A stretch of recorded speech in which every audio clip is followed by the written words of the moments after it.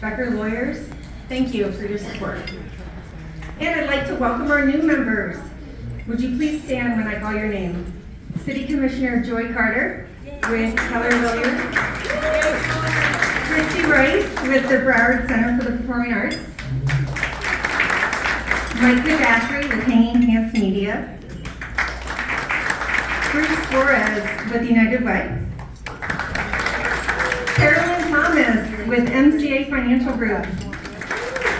And Chrissy Taylor. We're so glad you joined Tower Forum.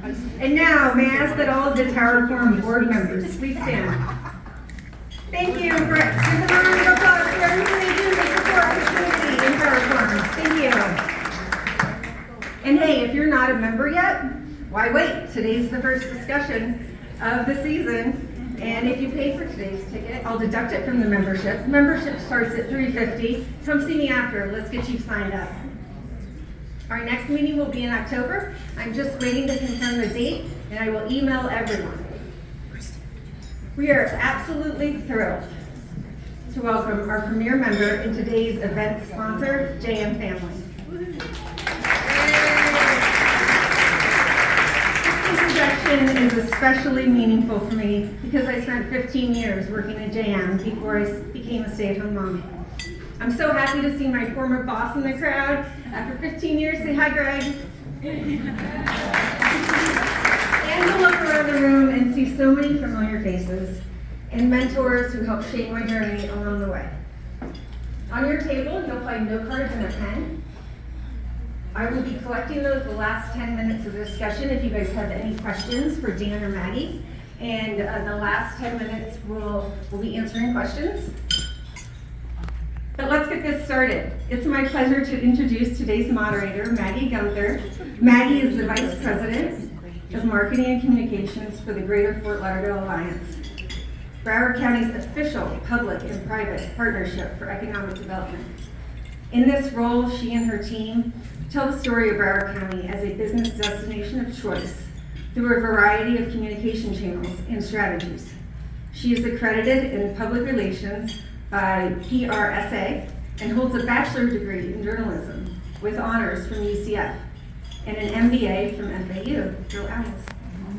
Maggie is the current chair of Tower Forum, a board member for the Research Park at FAU, immediate past board member for Merge Broward, and incoming chair of the historic Stranahan House Museum.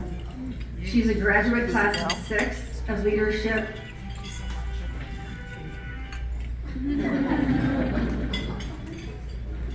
They probably want to come to lunch.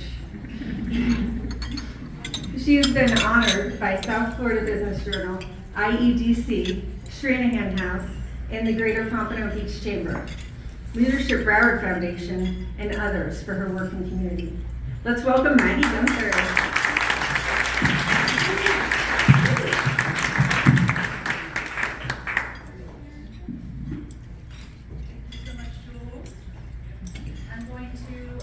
I am going to read his bio because I don't want to miss anything. Dan Chait is the President and Chief Executive Officer of JM Family Enterprises, Inc., a privately held company with $22.8 billion in revenue and more than 5,500 associates. Rooted in automotive and united in its strong culture and core values, which we will discuss quite a bit today, JM Family is in the business of helping other businesses succeed. As CEO, Chait leads an exceptional team of associates. Under his leadership, JM Family has upheld its purpose-driven and results-oriented legacy, which enables its business partners to succeed and surpass customer expectations. At the same time, he's maintained JM Family's associate-centric culture and champions innovation to further the company's reach to the benefit of all stakeholders. With deep roots at JM Family, Chait has collaborated closely with JM Family's leadership to navigate the dynamic automotive industry and align strategic priorities.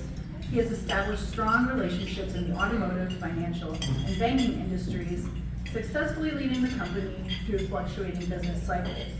During his tenure, he has also fostered significant relationships with Toyota and the company's dealer partners.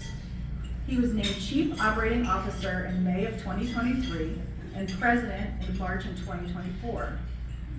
Previously held the role of President of subsidiary companies JM&A Group and Southeast Toyota Finance.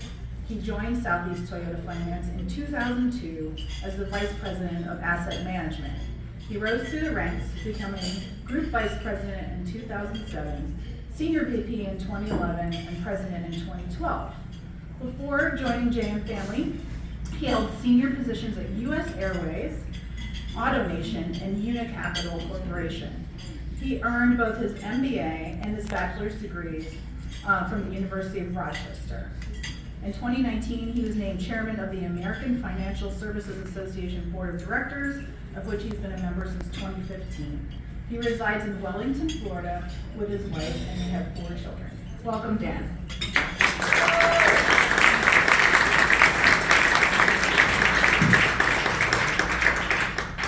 The intro that long, we don't have much more time. I know. When she was reading my bio, I was like, oh, gotta cut that down. So I want to just, my colleagues that met you from the Alliance were stealing my thunder a little bit, but I want to share this publicly and just thank you. And part of the reason I think so many people are in this room today and so many people know the name JM Family Enterprises is because the company is such a stalwart supporter of our community, investing in the work that we all do. And JM invests in the work that all of us at the Alliance do by being part of our CEO Council, which funds our national marketing. So you may not see a lot of our marketing of our community as a business destination here, and that's intentional because we want to market outside the area and attract companies in. And that is all supported by our CEO Council, which JM Family is a longtime supporter. So thank you very much, and I'm sure I echo that thank you for many, many others in the room that you've supported for years and years, so thank you for that. That said, a lot of you may know JM Family from the community. You might know there's an affiliation with Toyota. Dan, could you just give us sort of an overview of what JM Family is as a company? Sure, thank you. So we've been around for a little over 55 years. Okay. Thank you. You'll be my moderator in the back. Tell me if you can hear me. We've been around for over 55 years, and our roots stem back to really an automotive company. And so a large part of our organization is focused in the automotive space. We have an automotive division. Within that, we operate the Southeast Toyota distributor, which works with Toyota on one hand and all of the dealers throughout the Southeast on the other. And we are a distributor providing products, parts, vehicles, training, support for their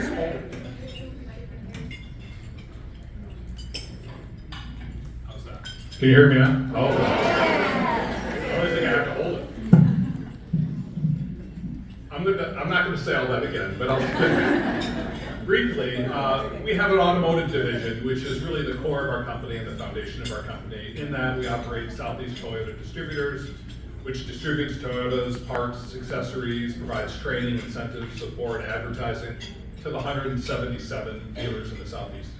We also have an insurance business where we sell products that you would typically buy at a dealership, like service contracts, prepaid maintenance, gap coverage, that type of stuff. We operate that across the entire country.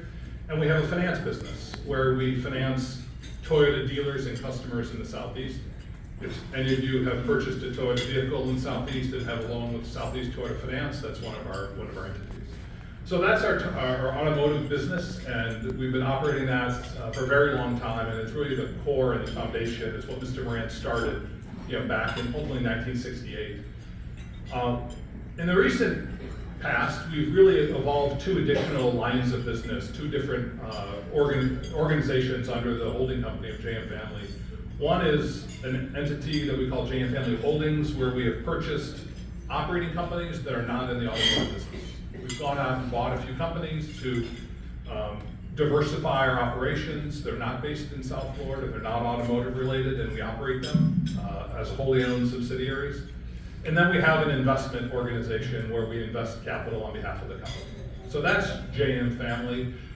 If you are an associate, and many of us have had the same experience in town, you tell someone you work for JM Family and they immediately think JM Lexus because that's the brand people associate with JM Family. JM Family is not a consumer brand. We don't promote it. You don't really see it unless it's in connection with some of our philanthropic work. So JM Lexus is our only dealership that we own. And other people, many of you may have seen the Jim Moran Foundation as well. And we collaborate with the foundation, but it is a separate entity run by Mrs. Moran, Jan Moran. And so that's has a mission of really promoting the life and legacy of Jim Moran and being philanthropic, throughout Florida and the communities where we serve. So that's an overview. Fantastic. Shorter than my introduction. So you mentioned Southeast Toyota. What states are encompassed Sure. in that? Florida, Georgia, the Carolinas, and Alabama. Right. So that's our territory. It's a huge territory. So there's not a lot of personal information about you available out there, and good for you. You don't have a huge digital footprint, but I did see that you went to school in New York, and a little birdie told me you might be from upstate New York. So how long ago did you move down to Florida? So I moved in '94, and I went to work at Alamo Rent-A-Car, just a couple buildings away from here. And so I worked at Alamo for a handful of years. Republic Industries bought Alamo. I worked there for a little bit, and then had to stop at an equipment leasing company before coming here. 23 years. So I've been here at JM Family now 23 years. And Bills fan or Dolphin fan? Careful.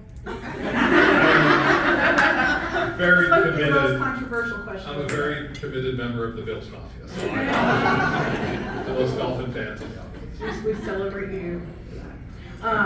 So what would you, now something a little easier. What would you say would be the key to sustaining JM Family as a business for 55 years in this community?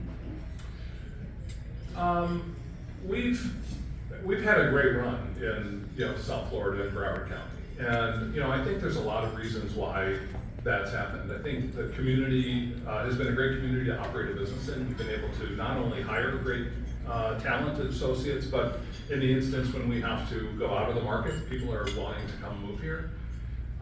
We've gotten really deeply embedded in the community, and I think that started with Mr. Moran many years ago through all the philanthropy and all the work that we've done to try to give back and help make the community a better community, and that's just generated some great partnerships. And so it almost becomes like a snowball that builds as it rolls, and we've got deep roots in the community.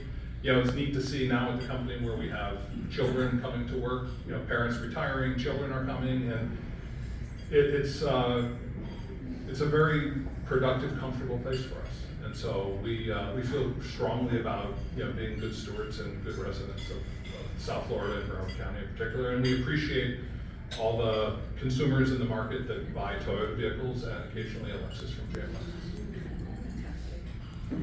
Could you share a pivotal moment in the company's history that really helped define its long-term success and direction?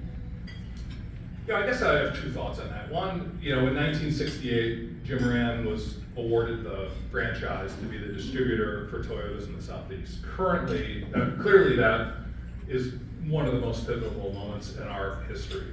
It's been a relationship with Toyota that's grown, that continues to get better. We focus very intently on making sure we're delivering for Toyota, and we do.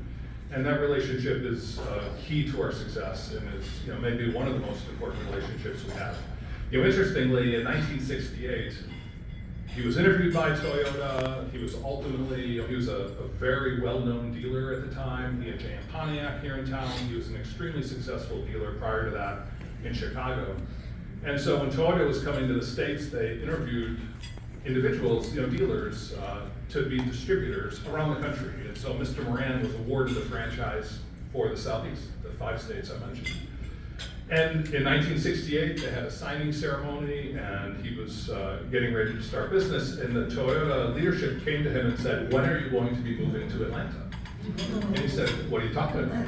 And he said, "Well, clearly you're going to live in Atlanta. Like, your business would be in Atlanta, because that's like central to your territory." He said, "I have no intention of moving to Atlanta." And at that point, he had the distributorship signed. And he just got to work and focused on delivering and adding value and building that relationship with Toyota that served him, and our company so well over all the years. Wow.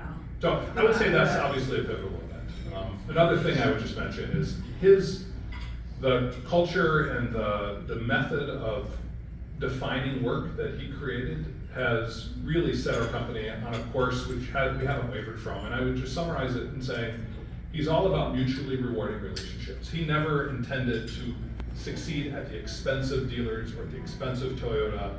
He always felt growing the pie, everyone gets a bigger piece. He certainly wanted a bigger piece, but it was always in alignment with others so that we all achieved greater success together. And I think that permeates all of our operating businesses, and it just continues to be a principle that we follow within our company. So I think that was pivotal as well, and really remains a focus of ours today. So the operating agreement or the ongoing agreement, I forget exact terminology to use, is that forever? No. Is that, okay. So our agreement with Toyota renews every 5 years, and it has renewed every 5 years since 1968. And our view is that we deliver at a very high level for Toyota. We have great, deep relationships, and we don't really even think about the renewal when it comes up. It tends to be relatively matter of fact, and we just move on. We represent about 16% of the U.S. population. We sell at retail about 20% of the Toyotas nationally, so we oversell our relative share.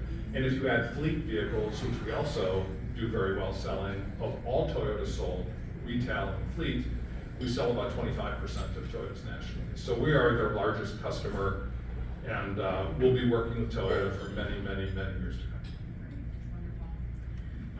So as I mentioned, that JM family is not just Toyota, and you shared some of the other companies that are in the portfolio. How does the company decide that, as you're acquiring other businesses, what qualities do you look for to ensure that they will fit in your culture? I would say that's hard, and we absolutely think about it, and we try to find companies that have cultures that are complementary to ours. I don't know that we'll find one that has the same values or culture, but complementary.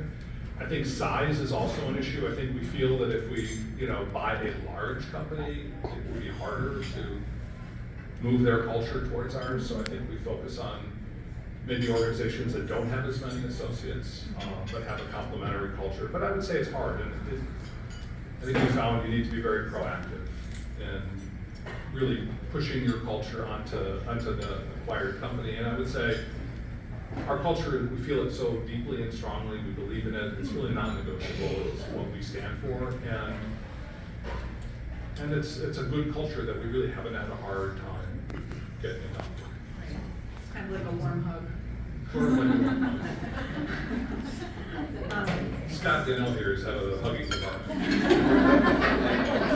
So on the way out.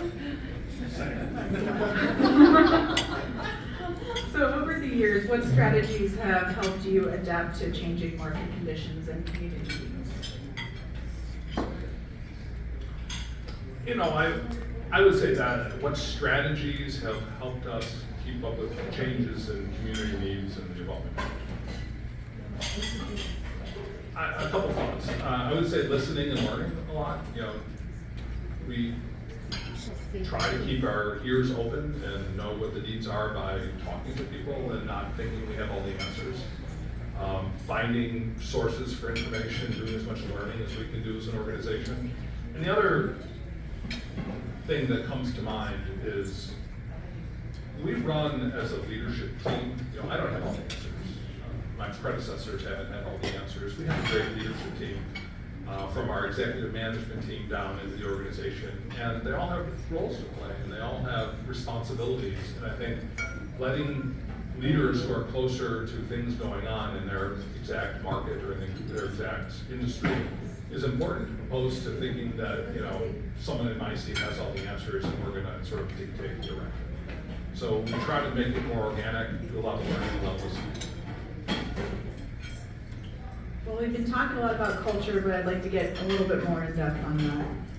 In your own words, and we kind of like maybe a warm hug is a good description, but in your own words, how would you describe the JM Family Company culture? So our culture is rooted in our core values, which Mr. Moran started a very long time ago.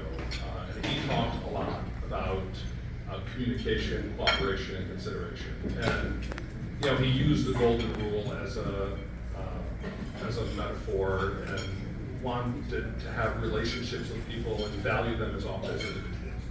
So I would consider our culture to be a caring culture where we care about our associates, Toyota, and our business partners, and try to do well by all of them. And our belief is that if we have associates who are growing and doing well and feel committed to, and Toyota and dealers doing that way, we'll prosper, we'll do well. Our profits will come, our success will come. And so I think we focus as really a caring organization. And I think it's, when it comes to our associates and how we engage culturally, it's not just about benefits or programs. It's about how we treat each other. It's about how the commitment we have to each other.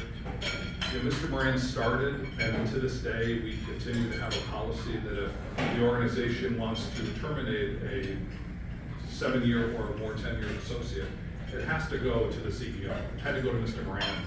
And he wanted to know that the associate had been given good coaching, had opportunities to succeed. It's not that the management team was taking the easy path, but that the associate had the opportunity. And if it didn't work out, fine.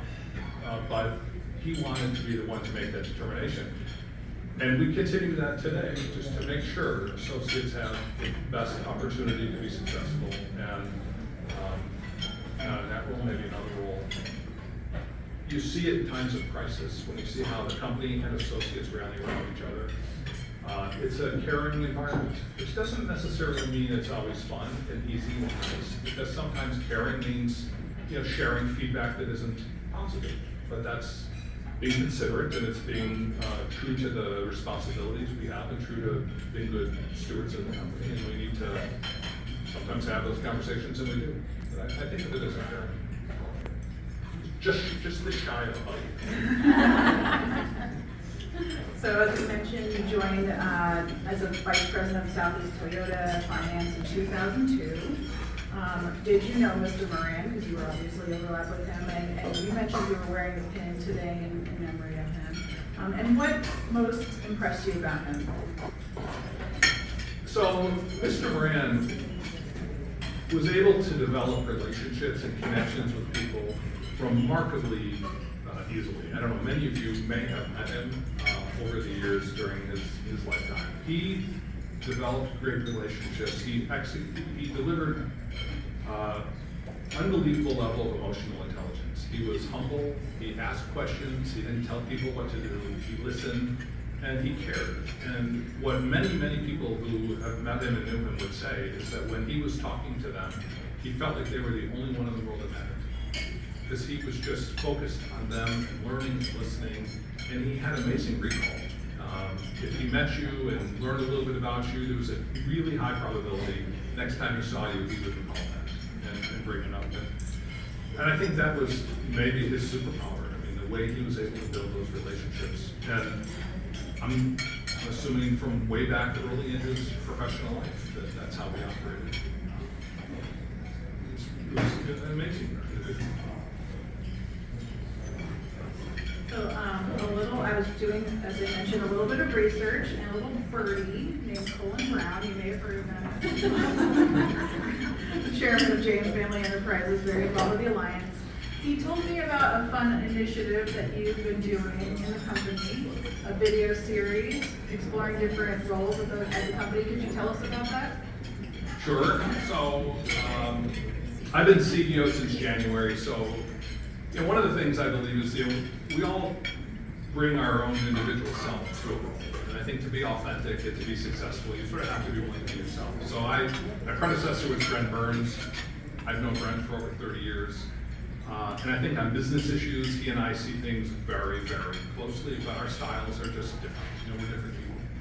And so when I took on this role, I sat down with our corporate communications team, leader of which is sitting to my right, over here. And we had all sorts of thoughts, discussions, debates on my communication strategy. And one of the things we started was a little video series. And it's been a lot of fun. We've been doing them maybe every 6 weeks, but I've been trying to go to parts of the organization and sort of shadow or highlight an area, a function, maybe a team that doesn't get a lot of attention, and see what that role is like, work with alongside that individual.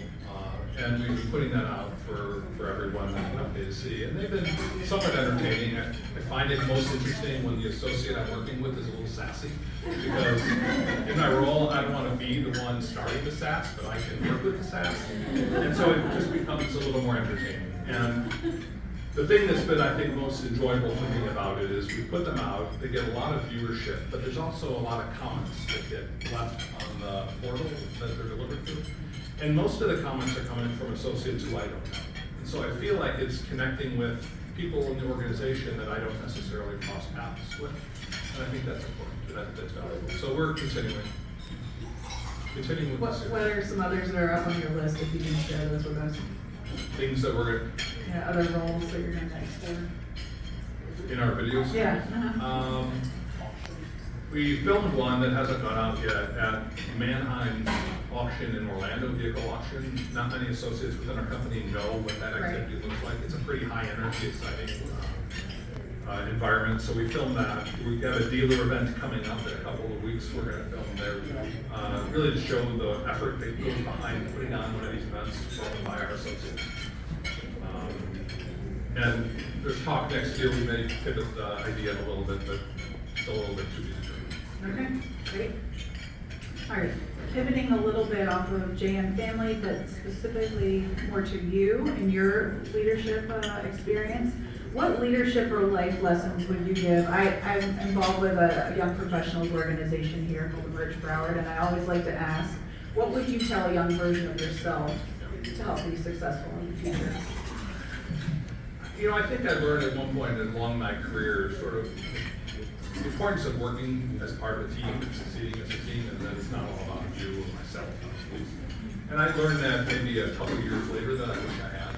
But I think when you're starting a career as an individual contributor, you have to deliver, work hard, build a network, and it is very self-focused. But once you start leading others, it really becomes less about you and more about the organization, the team that you're leading. And I think that is a lesson I didn't learn. And I think the higher up in leadership you go, the more important that becomes. And it is amazing how many people don't think that way, don't act that way. And I would argue don't have great followership amongst their team.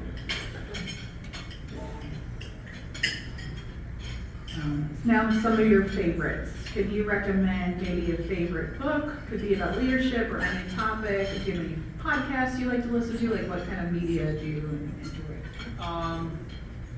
The podcast I probably listen to the most is All In podcast, which I think is pretty widely distributed. But What's that one about? I've not heard of it's that. about anything. It's all sorts of different topics.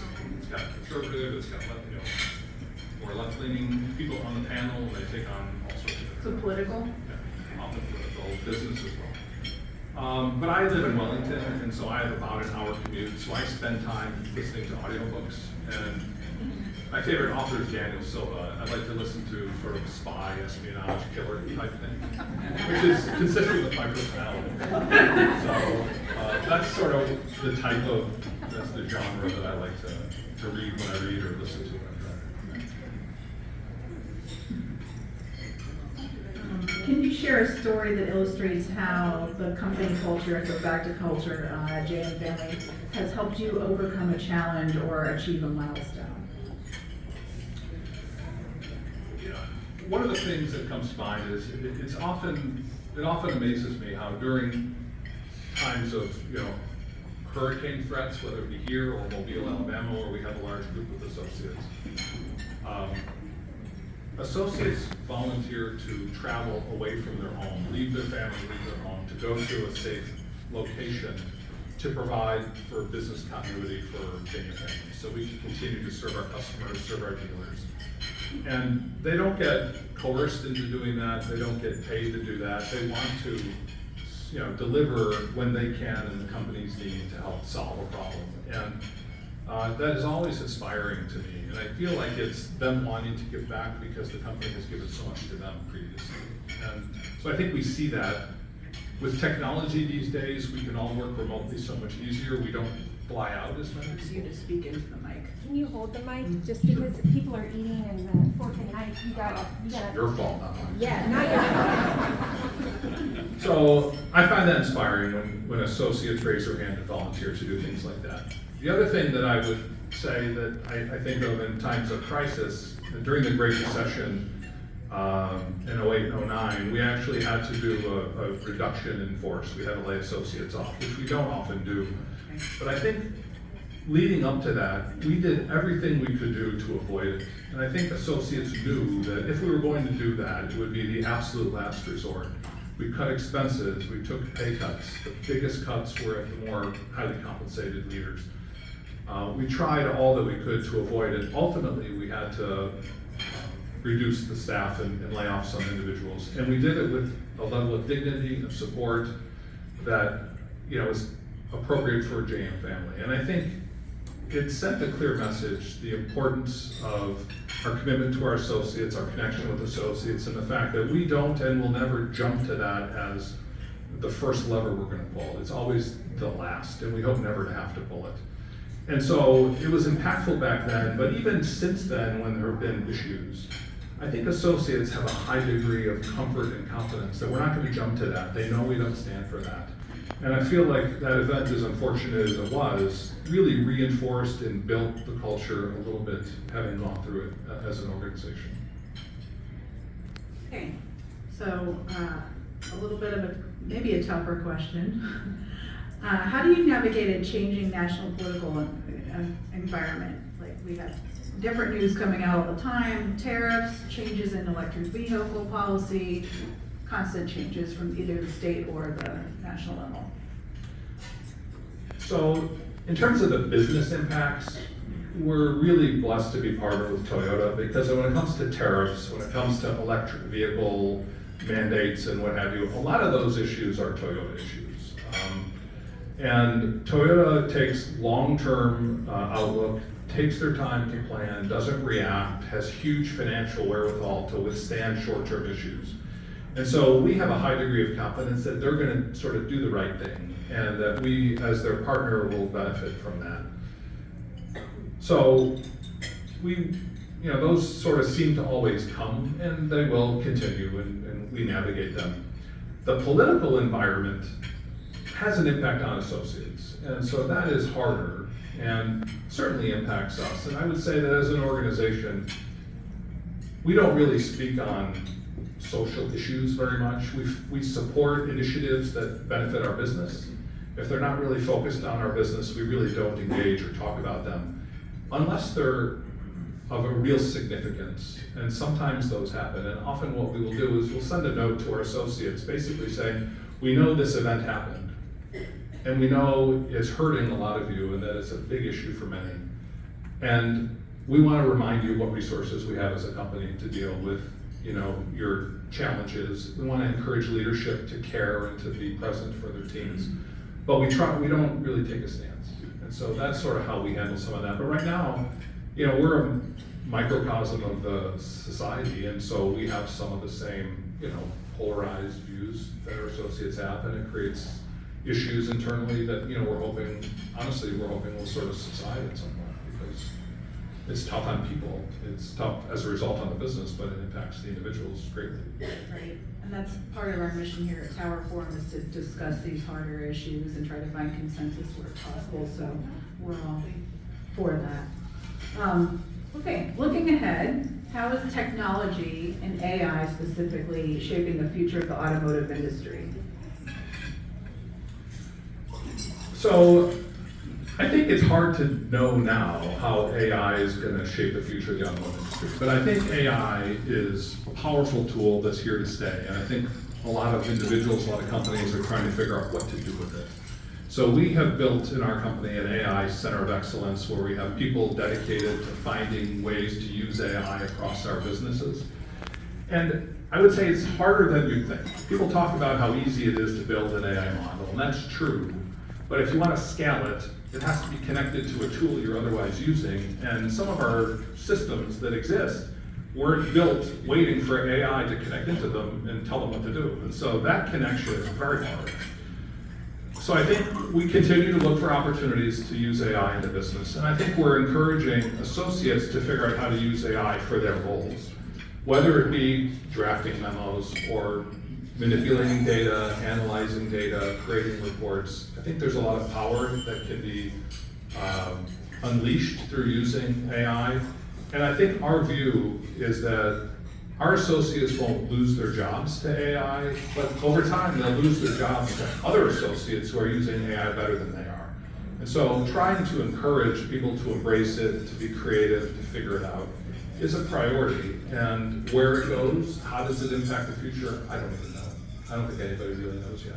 Yeah, I personally struggle to use AI as a writer. Like, you know, why do I want a computer to do what I can do? But do you use any AI tools? Have you ever personally implemented? I have used AI tools at the behest of my CFO over here, who's encouraged me to do it. But I don't do it to write my stuff. I mean, I write my own material, whether it be an email or whatever. I don't use it for that. But I use it to research and ask questions to try to get some perspective from AI that maybe I wouldn't otherwise have. Do you typically use like a generative AI tool, like a ChatGPT or something like that? Okay. Yeah, we're like, at the Alliance, we're like forcing ourselves to use it right now, at the behest of some of our leadership. Yeah. What would you say most excites you? So the company, as many of you may know, did a huge expansion to the campus and updates. It's been, how many years now has that been? Within the last, what, 5 to 10? Within the last 5, Yeah. I think we were building during COVID, so it ended since COVID. So we really appreciate that, yeah. Was that? August 2020. August 2020. So huge commitment, recommitment to the community, to South Florida, to Broward County. Just like Jim Moran saying he wasn't going to Atlanta, you guys were not going anywhere. So how has that been a positive for the company, and where do you see that going in the future? Just the reinvestment in Deerfield and our community. You know, ironically, we started planning the new campus. We tore buildings down, we built up new buildings, and we started pre-COVID when everyone went to work every 5 days a week.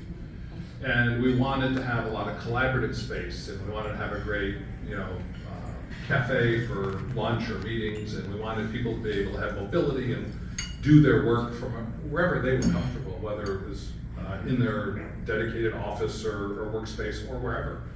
And then COVID happened and no one came to work. And so we had this beautiful campus, and we've adopted a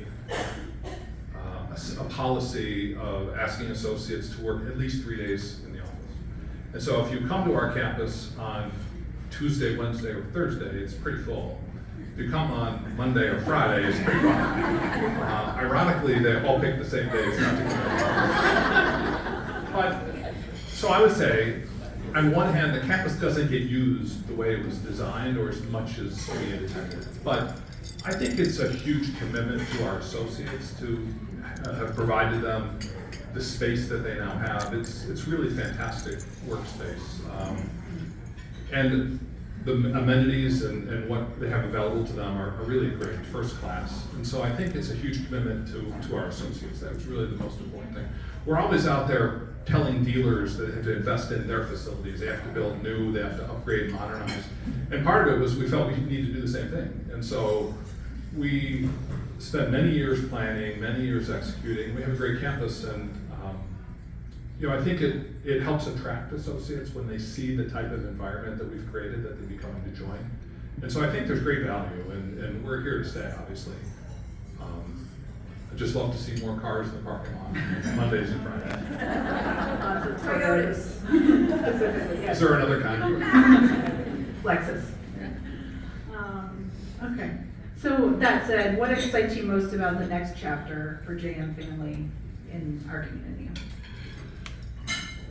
Yeah, I'm excited for the automotive industry. I'm excited for Toyota, and as a result, I'm excited for us. I think the pace of change with technology is really unbelievable in the auto industry.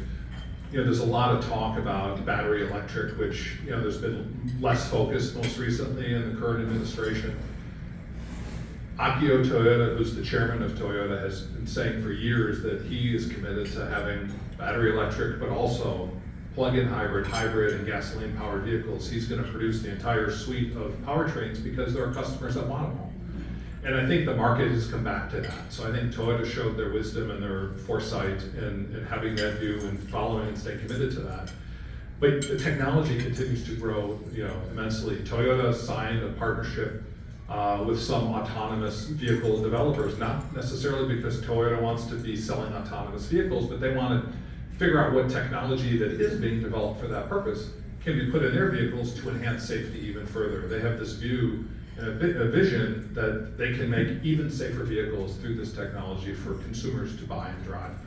So I think the next 5-10 years is going to be fascinating in the automotive industry, and I'm excited for that. I feel like the autonomous, you read a lot about Uber and autonomous robo-taxis, and I think that's becoming a reality. And I feel like taxi services and driven Ubers or Lyfts are going to largely over time be replaced by self-driving vehicles. But I think consumers are still going to want to buy and own and have their vehicle.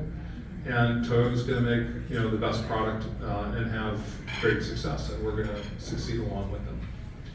And in addition to that being exciting, we're in the middle of investing in system modernization work in all 3 of our auto businesses, totally changing the platforms they operate on, which unfortunately aligned, doing them all at the same time. It really wasn't the plan. It was sort of an outcome of a variety of things. So in the next several years, we're going to have exciting new capabilities for all of our operating companies, which I think is going to give us more opportunity as a business as well. Could you give an example of that? What is that? Sure. So, JM&A, which is our insurance business, is changing their platform. They're operating on a system that's 20 plus years old, maybe 30 years old. And it wasn't designed to do what they do today. And so, they have to jerry-rig the system to fit its business onto it. A lot of manual processes result from that. And it puts limits on what they can do. So for example, if JM&A wanted to sell a service contract for an RV business or a marine business, we can't really do that today. We really just do autos. But when the system's done, we'll have the flexibility to expand our business into some different areas if we choose to do that because of the technology. The actual software that they Yeah. operate on. What metrics or outcomes would you say you're most proud of when you reflect on JM Family's legacy, and how do you define success beyond just the financial? I would say the metric that we take a lot of pride in is our associate engagement, going back to culture. And for 20 years we were listed on one of the top places to work by Fortune. And we do an internal polling, we do a survey internally to get feedback, but also get engagement levels from associates. And we do extremely well, and we get great feedback. And I think that is really important to us, because I think we feel if we have an engaged, powerful, growing associate body, we will do great work together. And when we were running for 20 plus years as one of the great places to work, I would tell you no decision within the company was ever made to achieve that rating. Nothing was done to try to give us continued attention and that award. It was a byproduct of just how we operated and what we did. And I feel that is the same with the current engagement system we use to measure associate engagement. And as much as we really like to monitor the level of engagement and what the sentiment is, we ask for comments, and we review those verbatim comments, and it gives us great insight into, in some cases, issues and opportunities we need to address, in other cases, things we weren't as focused on. And so it's a great format for us to have a dialogue with associates on a confidential sort of no-name basis. So I would say, other than financial, maybe the most important metric is just the level of associate engagement and satisfaction. So is that like a survey? that It's a you survey. do regularly? It's a survey. Maybe not. I didn't change anything. It looks like we're start getting some audience questions in a minute. I'll have, I think, I'm gonna take those. I encourage you guys to ask questions for sure. Yes. Thank you.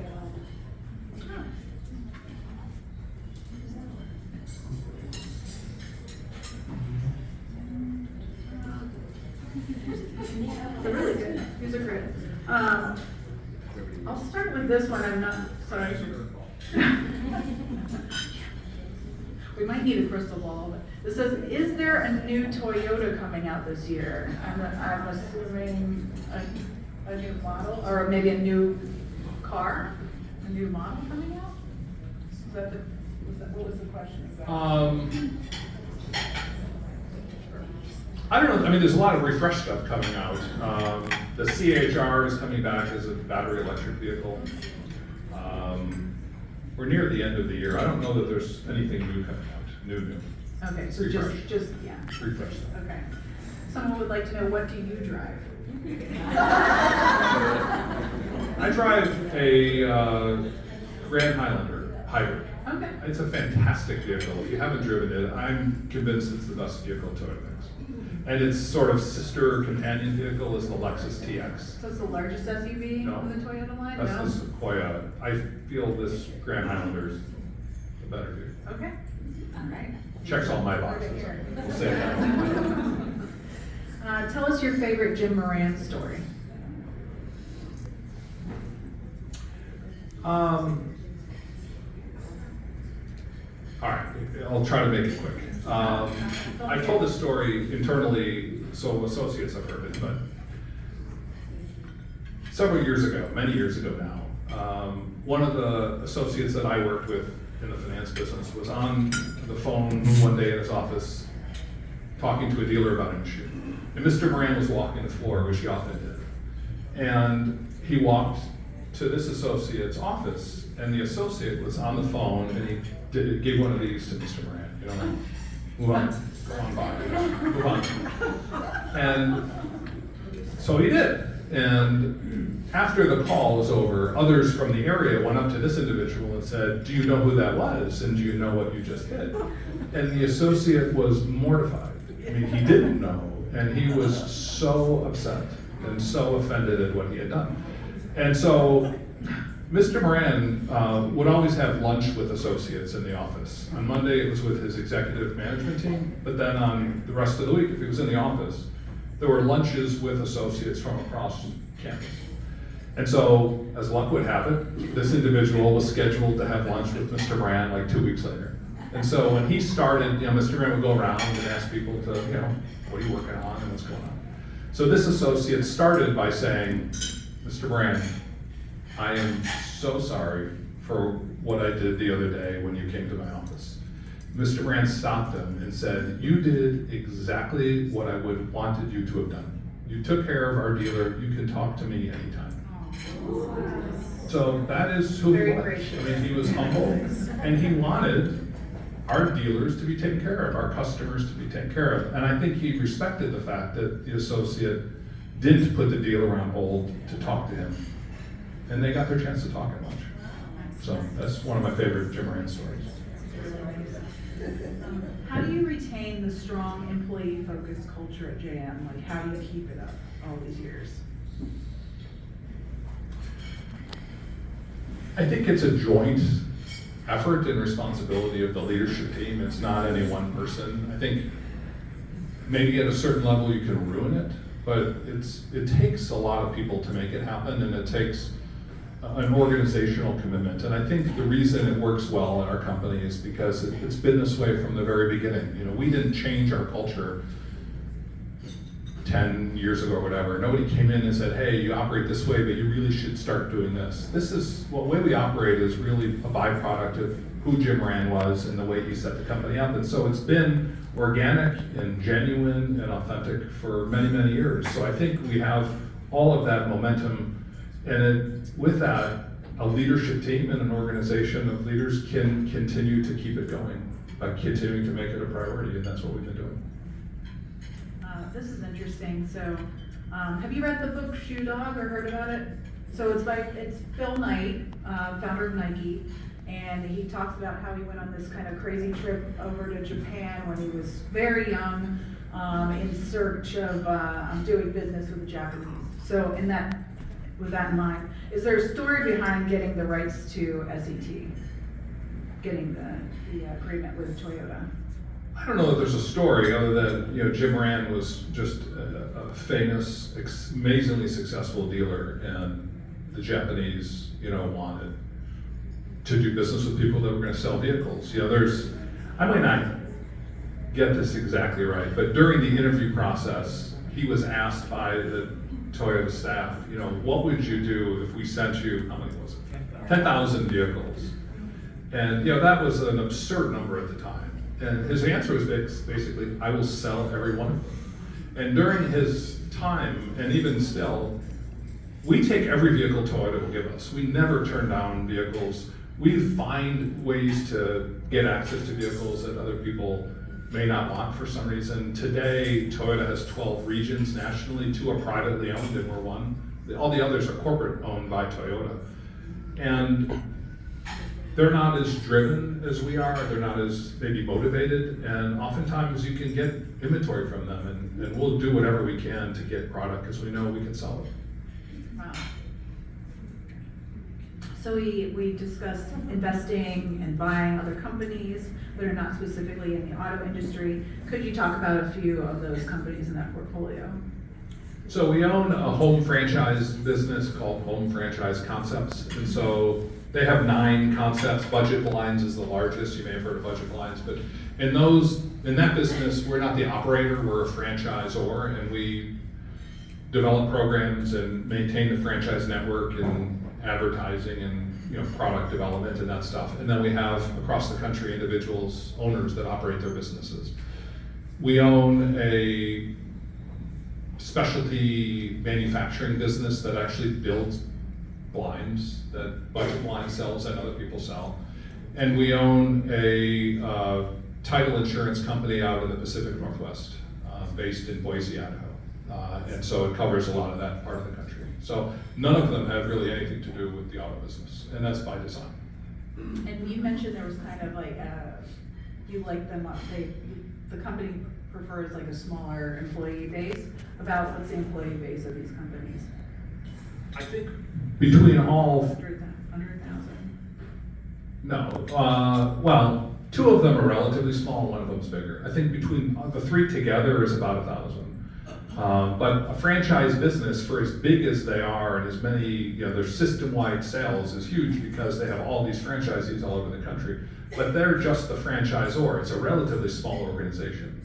And the manufacturing business isn't that large either. Where we get size is in the title insurance, because in that business you have local branches all over the Pacific Northwest. And so that tends to equate to associates. Got it. This is near and dear to many of our hearts here. How is corporate philanthropy incorporated into your mission in your role as CEO? Sorry. Did you sign it? It's very important. I would say this is really the first role I've had where I've been working as closely with the team as I do today. And so much of our, I spent a lot of time working with these. You didn't put enough battery in here. We spent a lot of time trying to really think about how to support our partners in the local community, how to partner with the Jim Moran Foundation more than we have in the past to really extend our reach. And so it's an important priority of Mr. Moran to give back. We continue to do that.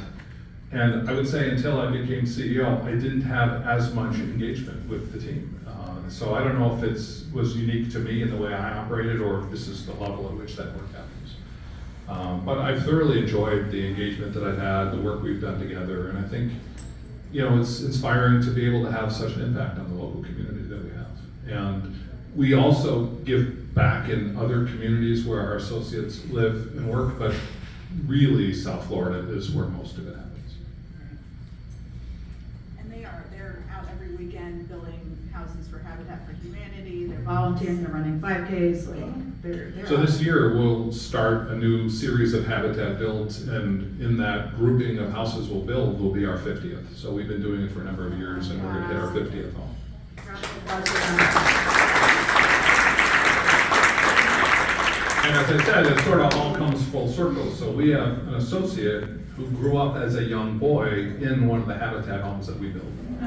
So, you know, you see the benefits of the work you do when, you know, Habitat is, you know, giving a leg up, it's not a handout. And it takes a lot of commitment by those homeowners, and to see one of the children from one of the homeowners really grow up and succeed and excel is really inspiring. So we'll build our 50th this year, and we're gonna have fun doing it. We'll talk about paying it forward. Thank you so much, Dan. Thank you very much for having me. Thank you, Dan. Thank you for being here. You know, as an associate, I would say Habitat was always a great opportunity for associates to get with executive management and work alongside with them and make relationships. And that's the thing, is that executive management team is always there on a Saturday morning. So as an associate, you're painting the wall next to the CEO of, you know, JM Family, and you're telling them your ideas, and it's exciting. You know, it's just another way to network within, I think, community service within JM Family. And Dan, thank you for being here. You're wonderful. Thank you, Maggie. I want to remind everyone, if you paid for today's lunch and you'd like to join, come see me, and I'd be happy to get you signed up. And I'll see you all in a month in October, same place, same time. See you here. Thank you guys for coming.